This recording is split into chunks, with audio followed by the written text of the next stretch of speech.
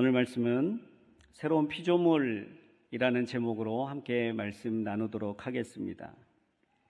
우리가 보통 일을 할 때 이 일이 언제 끝날 것인가, 이 일은 어떤 의미가 있는가, 그 시작과 끝을 계획하면서 생각하면서 일을 시작합니다. 그것은 교회 일뿐만 아니라 세상에서의 일도 마찬가지인 것이죠.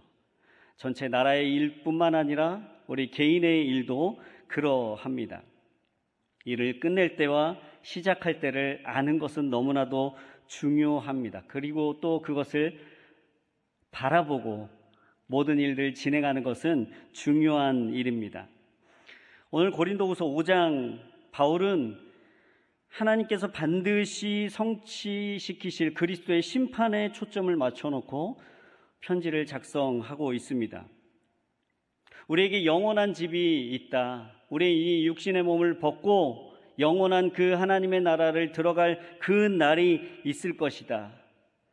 이 땅에서 이 우리의 몸을 에워싸고 있는 이 무거운 장막을 벗을 그날이 있을 것이라고 이야기합니다. 그것에 대한 증명으로 성령께서 우리의 날마다의 삶 가운데 역사하고 계시고 우리를 인도해 가신다라고 이야기합니다. 그렇게 동행하며 살다가 마지막 날 우리는 그리스도의 심판대에 서게 될 것이다 라고 증언하고 있습니다. 심판대에 서는 것은 믿는 사람이나 믿지 않는 사람이나 모두에게 공통되게 해당하는 일인데, 그 마지막 날에 심판대에 서게 될 그날에 우리는 어떤 일을 당하는가, 자신이 행한 것에 대한 보응을 받게 된다라고 사도 바울은 고린도후서 5장에 이야기합니다. 이것은 사도 바울이 바라보고 있는 마지막 날에 대한 인식이었습니다. 이 인생이 하루하루의 일도 시작과 끝이 있는 것처럼 우리의 인생도 시작과 끝이 있을 터인데, 이 끝에는 어떤 일들이 일어날 것인지에 대해서 고린도 교회 교인들에게 작성하고 있는 것입니다. 왜 이것이 중요한가? 그 그리스도의 심판대에서는 그 날 이후에는 마치 경기 타임아웃 종료 휘슬이 울려지고 난 뒤에 골은 아무 소용이 없는 것처럼, 그 이후에는 우리에게 어떠한 노력도, 어떠한 헌신도, 어떠한 봉사도, 어떠한 기도도 효력이 없는 것이 되어버리는 그 순간이 온다는 것입니다. 우리 믿는 사람들은 이것을 알고 있는 사람들입니다. 그런데 여전히 세상을 보니까 여전히 심판받을 방식으로 살아가고 있는 사람들이 여전히 우리 주변에 존재한다라는 것입니다. 세상의 자랑을 쫓으며 이 사도 바울을 비판하고 있던 사람들이 쫓고 있던 것들이 있었습니다. 세상에 출세하는 일에 관심이 많았고 돈과 명성을 쫓는데 이 복음을 사용하고 있었습니다. 그들은 외적인 것, 화려한 어떤 유창한 화술과 공식적인 누구의 추천을 받았는가가 아주 그 사람들의 인생의 중요한 요소였습니다. 인상적으로 자기 어필을 하고 있는 것이 그 사람들의 주된 관심사였고 또 자랑이었습니다. 이런 분위기 속에 살아가고 있는 사람들에게 사도 바울은 혹시 지금 자신이 전하고 있는 이 복음이, 이 복음의 내용보다는, 이 복음이 증거하고 있는 그리스도보다는 마치 그들의 그렇게 하고 있는 것처럼 혹시 나도 이 복음 말고 다른 내 자신을 드러내는 것으로 오해받지 않을까 아주 조심스럽게 이 편지를 작성하고 있습니다. 여러 군데서 나는 그런 사람이 아닙니다. 나는 내 자신을 드러내기 위한 사람이 아닙니다. 나는 내 자신을 여러분에게 추천하기 위해서 이런 편지글을 쓰고 있는 것이 아닙니다라는 증언들을 계속 해나가고 있습니다. 과도하다 싶을 정도로 아주 조심스럽게 이야기합니다. 왜 그렇습니까? 마지막 날이 반드시 올 것인데, 그리고 그것에 대해서 이 사람들이 분명히 그것을 알아야 될 것인데, 혹시 나의 말하는 것이나 나의 표현이나 혹시 그들이 취하고 있던 일상생활의 그 방식, 세상의 방식을 쫓고 있던 그 방식으로 인해서 나를 오해할까봐 아주 섬세하고 조심스럽게 편지를 쓰고 있는 것이죠. 복음을 전할 때 이것이 필요합니다. 나는 무조건 전하기만 하면 되었지, 듣는 것은 너의 몫이야 라는 것은 때로는 무례함으로 드러나게 됩니다.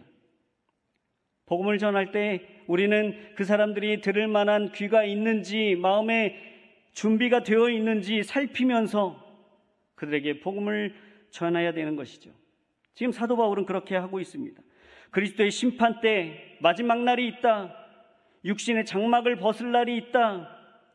그것을 알지 못하는 사람들에게 오해받지 않도록 조심스럽게 말하고 있는 것. 오늘 말씀은 그 말하고 있는 내용이 도대체 무엇인가? 그렇게 조심스럽게 섬세하게 혹시나 오해받을까 그렇게 조심스럽게 말하고 있는 그 내용이 무엇인지 중요한 내용 아니겠습니까? 첫 번째는 11절 12절입니다. 5장 11절 12절 함께 읽겠습니다. 시작. 그러므로 우리는 주께서 두려운 분이심을 알므로 사람들에게 권면합니다. 우리는 이미 하나님 앞에 드러나 있습니다. 나는 여러분의 양심에도 우리가 그렇게 드러나 있기를 바랍니다. 그렇다고 우리가 또다시 여러분에게 우리를 추천하려는 것이 아닙니다. 도리어 우리는 여러분에게 우리 때문에 자랑할 기회를 주려는 것입니다. 이는 마음으로가 아니라 외모로 자랑하는 사람들에게 여러분이 대답할 말을 가지도록 하려는 것입니다. 마지막을 알지 못하는 사람들에게, 그리고 세상의 방식대로 살아가는 사람들에게 공통적으로 드러나는 것이 무엇이었냐면 두려움을 안고 살아가는 것이었다는 것입니다. 사도 바울은 12절의 초반부에 나와 있는 것처럼 우리를 추천하는 것이 아닙니다. 내가 나의 지식이나 나의 어떠함을 자랑하기 위해서 지금 이 얘기를 하고 있는 것이 아닙니다. 도리어 우리가 전하고 있는 그것 때문에 여러분이 다른 누군가에게 자랑할 것이 있게 하기 위해서 지금 이 얘기를 하고 있는 것입니다. 근데 그 자랑할 내용이 뭐냐면 뒤에 나오고 있습니다. 외모로 자랑하는 사람들, 세상의 방식은 외모로 자랑하는 거예요. 나에게 무엇이 있는가, 나에게 어떤 조건이 있는가, 내가 무엇을 가지고 있는가를 자랑하려는, 그것이 자랑의 조건인 사람들에게 그것이 아닌, 그 방식이 아닌 다른 방식으로 자랑할 것이 있게 하려는 것입니다. 자랑하는 사람들이 갖고 있는 이 공통적인 마음의 상태는 두려움이 있다는 것입니다. 우리는 온갖 두려움과 염려 속에서 살아갑니다. 사소한 현재의 일에서부터 아직 일어나지도 않은 먼 미래의 일까지 두려움을 느끼면서 살아갑니다. 건강에 대한 염려, 미래에 대한 염려, 자녀의 삶에 대한 염려, 코로나가 언제 끝날 거에 대한 염려, 나를 둘러싸고 있는 사회에 대한 이 염려와 불안이 우리에게 상당한 긴장감을 주고 있습니다. 오늘 저녁에는 뭐 먹을까에 대한 염려도 있으시죠? 그런 염려 속에서 살아갑니다. 이렇게 두려움과 걱정이 만연된 세상 가운데서 이런 두려움의 문제를, 우리의 마음 가운데 있는 이 염려의 문제를 잘 매니지하는 것, 이것이 마치 미덕인 것처럼, 그것이 능력이고 실력인 것처럼 여겨지는 것, 그 반대로 그렇지 않을 경우에는 때로는 누군가의 도움을 빌어야 되는, 치료를 받아야 할 문제로 여겨지는 것이 우리가 살고 있는 이 세상 속의 문제입니다. 이 두려움의 문제는 믿는 자나 믿지 않는 자나 다 동일하게 있습니다. 이제 이스라엘 백성들에게도 이 두려움이 있었습니다. 이 두려움 때문에 신앙의 문제를 그르쳐버린, 성장이 아닌 후퇴해버린 사건들을 우리는 너무나도 많이 알고 있습니다. 주변 나라들이 다 왕이 있으니까 우리에게도 왕이 필요합니다라는, 우리에게도 보여지는 왕이 필요합니다라고 하는 요구들을 하나님께 했지요.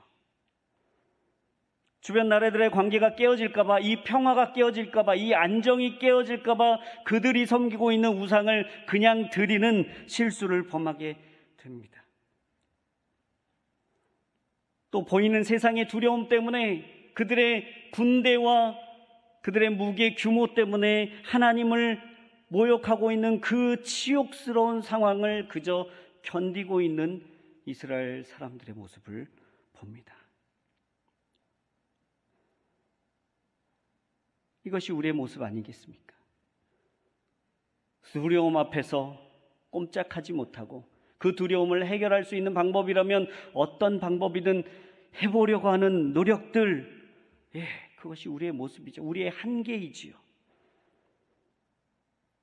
근데 성경은 하나님을 두려워하라라고 가르치고 있습니다. 이 두렵다라는 말을 조금 더 바꿔서 하나님을 경외하라고 이야기합니다. 우리를 그토록 사랑하시는 분을 두려워해야 된다니요. 하나님은 우리의 목자시고 구세주이시고 친구시고 어떤 따뜻한 이미지로만 여기고 있었다면 하나님의 전체 아주 일부분만 알고 있는 것입니다. 모세가 십계명을 받을 때 하늘에서 천둥과 번개가 치고 있는 그때의 이스라엘 백성들이 가졌던 마음, 두려움이었습니다.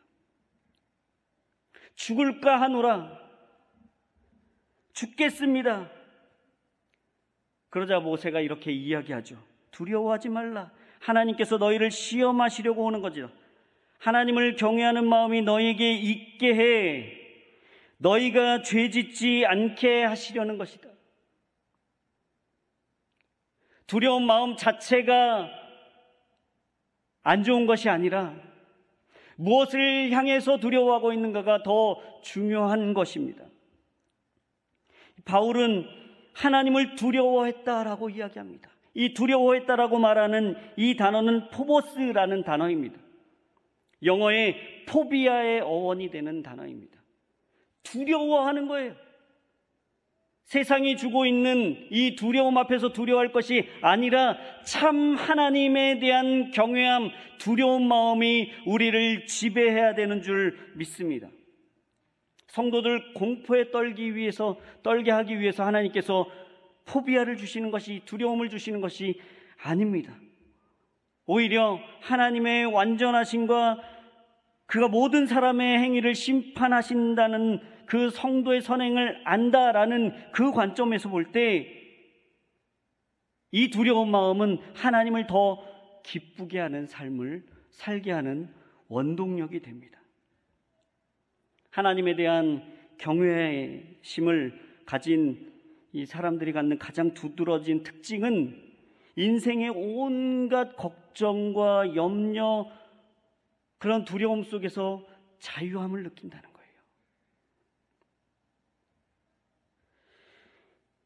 성경에 많은 경우 하나님을 두려워하라, 하나님을 기뻐하라, 이 두 가지 개념을 같이 쓰고 있습니다. 시편 95편은 기쁨으로 시작해서 경배와 하나님에 대한 두려움으로 끝을 맺고 있습니다. 두려운 기쁨이 우리에게 존재할 수 있는 것이죠. 잘 이해가 되지 않습니까? 두려운 것은 두려운 것이고 기쁜 것은 기쁜 것이어서 전혀 다른 감정이라고 생각되십니까? 아닙니다. 하나님을 향한 두려운 마음이 이 세상에선 누릴 수 없는 참 기쁨을 우리에게 제공하고 있는 것이죠. 그 두려운 기쁨이 여러분 모두에게 있게 되기를 축복합니다. 두 번째는 강권하고 있습니다. 5장 14절에 제가 읽어드리겠습니다. 그리스도의 사랑이 우리를 강권하십니다. 우리가 확신하건대 한 사람이 모든 사람을 대신해 죽었으니 모든 사람이 죽은 것입니다. 그리스도의 십자가를 소개하면서 강권하고 있습니다. 강권하다라는 말은 단단히 붙잡다, 압박하다, 강요하다라는 것이 있어요.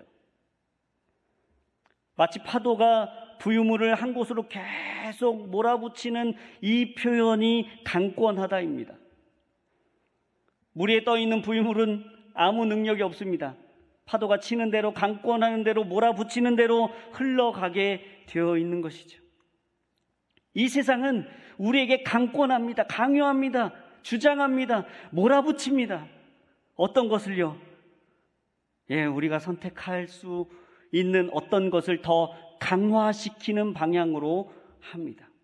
그리고 어느 순간에는 내가 선택한 것 같지만 내가 선택하지 않은 것에 매여 있도록 하는 것이 이 세상이 우리를 향한 강권함입니다. 유튜브를 보시는 분들은 아실 거예요. 유튜브를 검색해서 어떤 영상을 하나 보면 그것과 관련된 영상들이 옆에 이제 주르륵 뜨기 시작합니다. 쇼핑을 하다 보면 쇼핑 검색만 했는데 검색 추천 상품들이 쭉 뜹니다. 인터넷 서핑을 해도 연관 검색어라는 것이 쭉 떠서 그것을 내가 한번 검색해봤던 것, 한번 선택해봤던 것을 더 강화시켜서 이제는 그것에서 벗어날 수 없도록 만드는 것이 이 세상에서 우리에게 요구하는 강권함입니다. 우리는 합리적인 선택을 했다라고 이야기하죠. 그거 되게 괜찮은 것 같아서 여러 군데 검색해봐서 합리적으로 선택했어. 아니요, 우리는 합리적인 선택을 하는 것이 아니라 합리화하는 선택을 하는 존재입니다. 합리화시켜요. 빌립보서 3장 8절에 이런 말씀이 있습니다. 내가 참으로 모든 것을 해로 여기는 것은 내 주 그리스도 예수를 아는 지식이 가장 고상하기 때문입니다. 그분으로 인해 내가 모든 것을 잃어버리고 심지어 배설물로 여기는 것은 내가 그리스도를 얻고. 우리는 무엇인가를 선택해야, 그리고 그것이 더 강화되는, 그것이 종합적으로 얘기하면 트렌드고 유행을 따라가야만 도태되지 않는 사람이고 그 부류의 그 흐름 속에 있는 사람이라고 여겨집니다. 그것이 우리에게 안정감을 줄 때가 있습니다. 그런데 사도 바울은 이렇게 이야기합니다. 배설물로 여긴다. 가장 트렌디한 것, 가장 앞서가는 것, 가장 선진화된 것, 그것은 십자가에 비하면, 이 말씀에 비하면 배설물이다라고 선언하고 있는 거예요. 여러분, 우리가 어떤 것이 우리의 자랑이 됩니까? 그 자랑은 분명히 세상이 요구하는 강권함에 의해서 드러난 자랑일 것입니다. 그것이 강화된 형태로 점점 내가 된 것이 우리의 자랑이 될 경우가 많습니다. 그리고 세상은 그것에 단단히 메어두려고 노력할 것입니다. 세상의 강권함에, 그 강권함에 매어 계시는 여러분이 아니라 오늘도 우리와 함께 하시는 성령님께서 우리를 어디에 메고 계시는가, 어디로 인도해 가시는가, 어디에 매어 있기를 바라면서 우리를 몰아붙이고 계시는가를 깨닫게 되는 저와 여러분이 되길 축복합니다. 하나님은 그리스도의 십자가에 우리를 메어두기 원하시는 거예요. 그것은 저주의 상징이 아니었습니다. 구원의 상징이었고 우리를 구원할 수 있는 유일한 길이었던 것입니다. 세상이 줄 수 없는 영원한 것에 우리의 삶을 메어두시기 바랍니다. 그럴 때 어떤 비바람이 몰아쳐도 우리는 쓸려 내려가지 않고 그것을 단단히 붙잡게 될 뿐만 아니라 그것에 매여 있는 그런 존재들로 될 것입니다.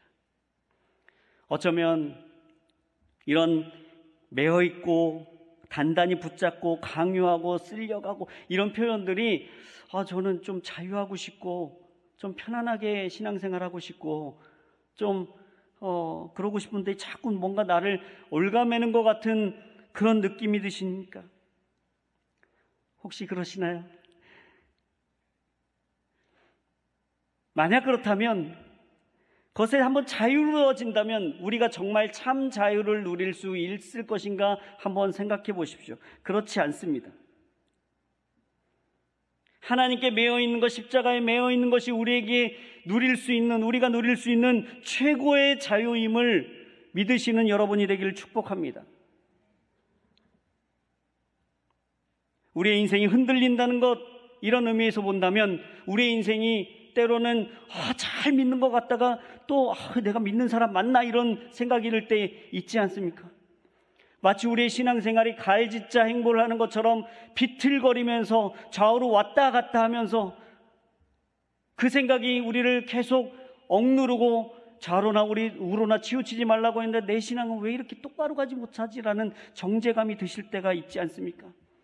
이런 관점에서 본다면 가해짓자로 움직이고 비틀거리면서 걷는 것은 세상이 우리를 강권하려고 하는 그 힘과 하나님이 우리를 진리 가운데 메어두시려는 그 힘의 균형이 우리 가운데서 일어나고 있기 때문에 흔들리고 있는 것입니다. 잘하는 것입니다. 왜냐하면 우리는 하나님께 붙잡혀 있는 사람들이거든요. 붙잡혀 있기 때문에 어쩔 수 없는 세상의 죄악 가운데서 때로는 우리의 시선과 우리의 마음이 죄악을 향하고 있을 때 하나님께서 우리를 붙들어 당기시는 거예요. 잘하고 있다라고 생각하는 어느 순간에 보면 이쪽으로 가 있고 하나님께서 또 잡아당기시는 거예요. 우리에게 복음은 하나님이 이 손을 놓지 않는다는 것입니다. 세 번째, 육체를 따라 살도록 한다는 것입니다. 16절, 17절 읽겠습니다. 그러므로 이제부터는 우리가 아무도 육체를 따라 알려고 하지 않습니다. 전에는 우리가 그리스도를 육체를 따라 알았으나 이제는 더 이상 그렇게 알지 않습니다. 그러므로 누구든지 그리스도 안에 있으면 새로운 피조물입니다. 옛것은 지나갔으니 보십시오, 새 것이 됐습니다. 육체를 따라 살아간다라는 이 말은 인간적인 기준에 의해서 살아간다라는 그런 뜻입니다. 인간적인 기준, 인간들이 만들어 놓은 공통의 기준, 인본주의적인 기준, 세상의 기준을 쫓아 살아가는 것이 육체를 따라 살아가는 이 말입니다. 바울도 한때는 예수님을 육체로 이해했습니다. 세상적인 관점으로 평가했습니다. 그래서 이 유대인들은, 로마의 통치에 있던 유대인들은 십자가에 달려 죽는 것이 형벌에 의해서 하나님마저도 버린 그런 존재라고 인식했습니다. 신명기 21장 23절에 나무에 달린 자는 하나님께 저주를 받음이라고 기록되어 있는 거예요. 유대인들은 이 말씀을 다 알고 있었습니다. 그러니까 예수님께서 십자가에 달려 돌아가신 그것만 봐도 하나님이 예수님을 버리셨다라는 증거로 삼은 거예요. 사도 바울은 그 사람들의 기준을 그대로 따라한 거예요. 언제까지요? 다메섹 도상에서 주님을 만나기 전까지요. 주님을 만나자 기준이 바뀌게 된 것입니다. 관점이 바뀌게 된 것입니다. 우리가 표현하기를 기준과 관점이라는 정도의 수준밖에는 할 수가 없어서 이 정도지만 완전히 새로워진 것입니다. 우리의 이 세상에서 그런 획기적인 변화를 코페르니쿠스적 변화라고 이야기하더라고요. 천지가 진동하는 것 같은, 기준이 지구인 줄 알았는데 지구가 아니라 태양이었더라라는 이 천지가 개벽할 만한 그런 획기적인 변화가 이 사도 바울의 다메섹 도상에서 일어났던 사건이었습니다. 육체의 이름 명백합니다. 곧 음행과 더러움과 방종과 우상숭배와 마술과 원수매증과 다툼과 시기와 분노와 이기심과 분열과 분파와 질투와 술취함과 방탕과 또 이와 같은 것들입니다 라고 육체의 일들에 대해서 분명하게 선언해 놓고 있습니다. 육체의 기준을 삼고 살아가는 사람들, 세상이 기준 삼아 놓은 것들을 우리의 기준으로 삼아서 안 됩니다. 세상의 기준은 많이 가진 것은 못 가진 것보다 능력이 있는 것입니다. 많이 하는 것은 모르는 것보다 능력이 있는 것이죠. 높은 위치에 있는 것은 낮은 위치에 있는 것보다 능력이 있는 것이죠. 넓은 집에 사는 것은 좁은 집에 사는 것보다 훨씬 능력이 있는 것이 세상적인 기준입니다. 그런데 우리도 그렇습니까? 그렇다면 좀 문제가 있는 것입니다. 우리도 여전히 교회 안에서 그렇다면 사도 바울의 이 편지를 엄중한 경고로 받아들여야 합니다. 하나님이 우리를 부르실 때는 그 기준을 바꾸신 것입니다. 그 관점을 바꾸신 것이에요. 획기적인 변화를 우리에게 이루신 거예요. 그런데도 여전히 세상이 따르고 있는 그 기준을 쫓아서 나에게 없는 것들에 대한 불평과 불만을 기도의 제목으로 삼는다면 우리는 굉장히 저급한 신앙인으로 남아있을 수밖에 없습니다.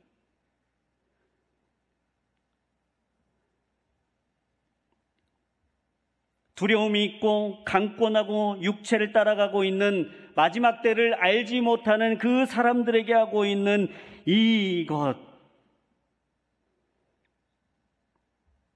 이것을 알게 하기 위해서 하나님께서 하신 방법은 직분자들을 세우시는 것이었습니다. 직분이라는 것은 이 일을 할 사람이라는 것이에요. 직분자들을 세우는 것이었습니다. 직분에는 조건이 있었습니다. 지난주 말씀이었는데요. 영원한 집이 있다는 것을 알아야 되고 그 영원한 집을 사모해야 되고 또 이 땅에서 살아가는 삶이 믿음으로 행하고 보이는 것으로 행하지 않는 그런 사람들이었습니다.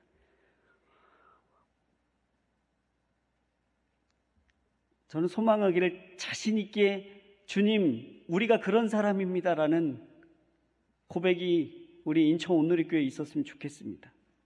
주님, 그 직분을 받은 사람이 접니다.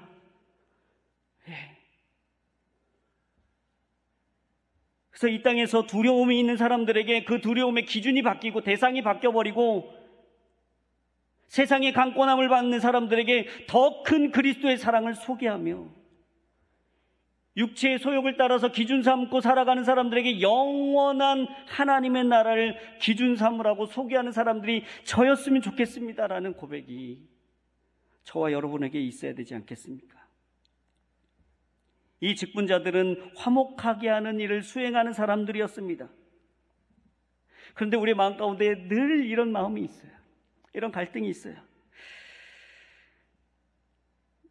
내가 그 일을 할 만해 보이지 않다는 거예요. 이 구원을 받은 것도 알겠고 십자가의 그 사랑이 나를 지켜주신다는 것도 알겠는데 오늘 말씀에서 선언해 놓은 것처럼 뭔가 이런 새로운 피조물이며 옛것은 지나가고 완전히 새 것이 되었다라는 이 정도까지는 아닌 것 같다라는 마음의 갈등이 늘 우리 안에 있지 않습니까? 차라리 이 말씀을 김종아가 옛날보다는 작년보다는 조금 개선되었고 조금 나아졌고 예수님 믿기 전보다는 조금 부드러워졌고 마음 씀씀이가 그래도 조금 더 이타적으로 바뀌었더라 이러면 수긍할 수 있을 것 같아요. 예, 맞습니다. 작년보다는 예수님 믿기 전보다는 훨씬 더 이타적인 사랑을 하려고 하고 내가 누군가에게 공헌할 수 있는 일이 없는가를 고민하게 하고 오늘 하루를 어떻게 하면 좀 잘 살아볼까 고민하는 사람으로 있습니다라고 한다면 좋겠지만 그러면 할 말이 많겠지만 오늘 말씀에서는 완전히 새 거래요. 완전히 새 거. 이전 것은 찾아볼 수 없는 새 거래요. 조금 개선되고 성장하고 업그레이드 시키고 버전업 시킨 것 정도가 아니라 완전히 새 거래요. 완전히 새 거. 이렇게 주장할 수 있습니까? 우리가 완전히 새 겁니다. 예. 그렇게 생각한다면 그렇기 때문에 나는 자격이 없거나 하나님을 잘 믿지 못한다라고 생각하는 분들이 계시다면 안심하십시오. 그렇지 않습니다. 하나님은 우리를 로봇으로 만들지 않으셨습니다. 그래서 완전히 새로운 칩을 뽑아서 업그레이드 시키는 방향으로 꼽아놓지 않으셨다는 거예요. 물론 우리가 보이지 않지만 인식할 수는 없지만 우리의 소유권은 완전히 바뀌었습니다.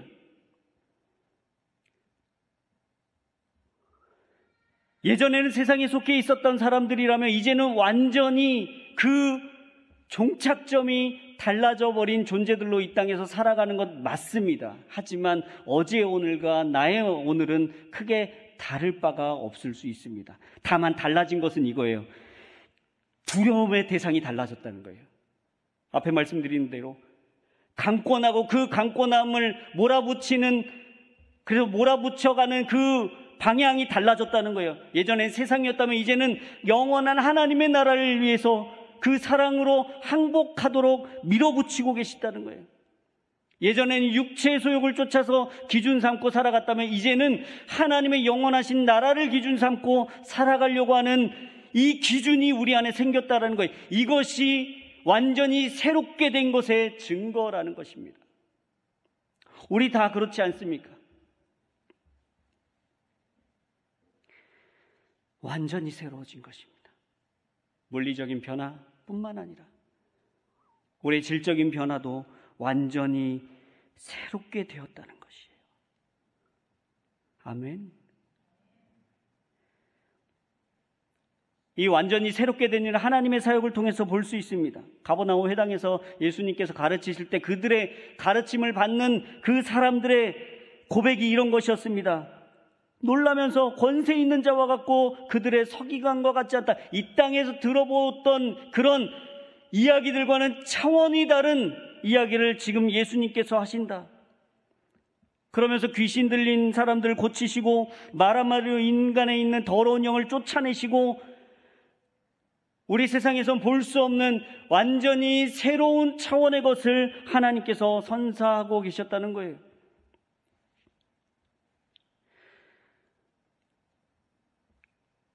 제가 한 3개월 전쯤에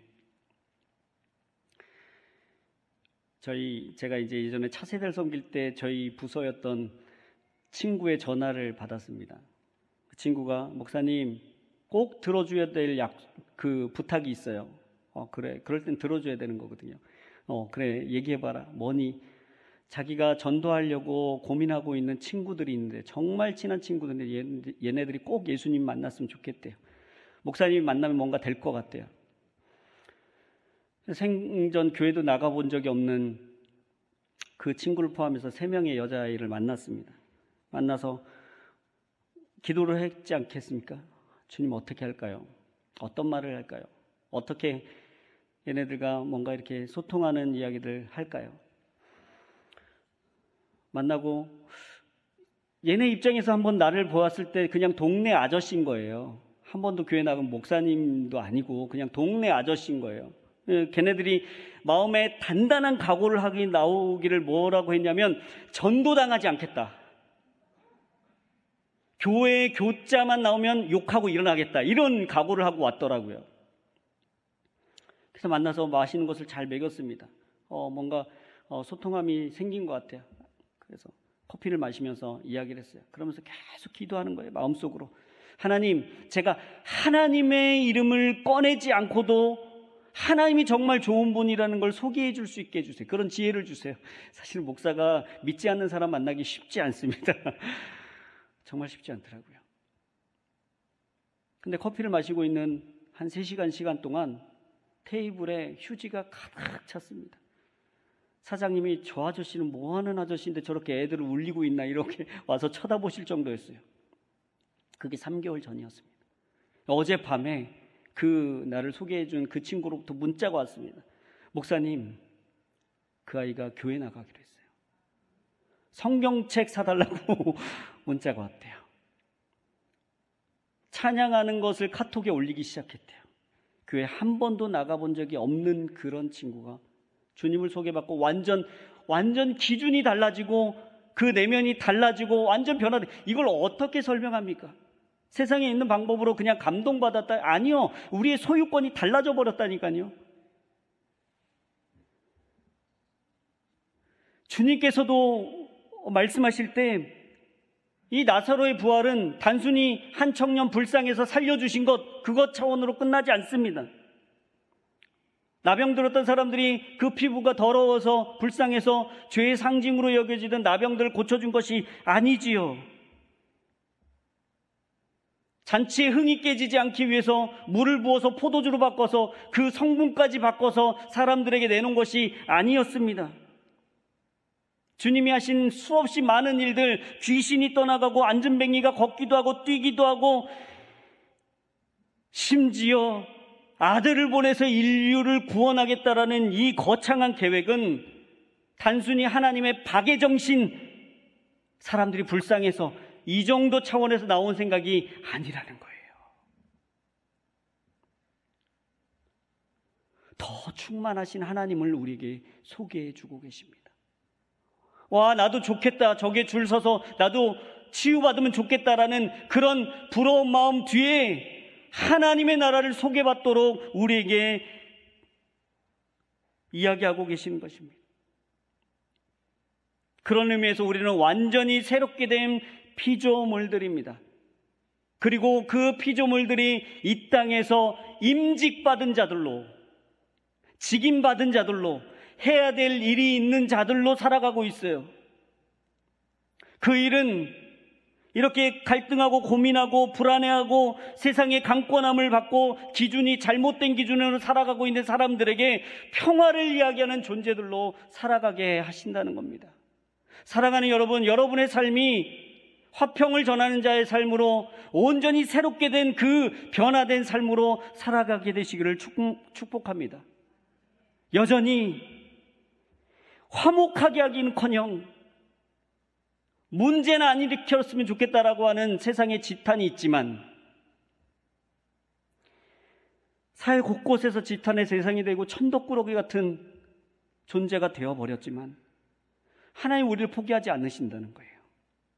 우리를 통해서 그 끝을, 마지막 심판대를 알지 못하는 사람들에게 그 심판대를 소개하고 영원한 하나님의 나라를 소개하는 자들로 우리를 보내고 계신다는 거예요. 우리는 이 땅에 살아가고 있는 하나님의 광고판들입니다. 에이, 속았다 이러지 않도록 정말 새로운 피조물로서 하루하루를 살아가는 저와 여러분 되길 축복합니다. 기도하겠습니다. 사랑하는 주님, 은혜를 감사합니다. 하나님께서 우리를 완전히 새롭게 된 피조물들로 새롭게 하여 주셔서 여전히 육체의 소욕을 쫓아서 기준 삼고 살아가는, 그래서 두려움 때문에 이리저리 끌려다니고 있는 하나님 나라를 알지 못하는 불쌍한 인생들에게 하나님의 나라를 소개하고 또 그리스도의 십자가에 단단히 매어 있도록 우리를 보내주셔서 감사를 드립니다. 우리의 가정들이, 우리가 속해 있는 모든 공동체들이 하나님을 소개하는 우리의 모습을 보며 하나님을 알게 되는 놀라운 역사가 있게 축복해 주시옵소서. 감사드리며 예수님의 이름으로 기도 올리옵나이다.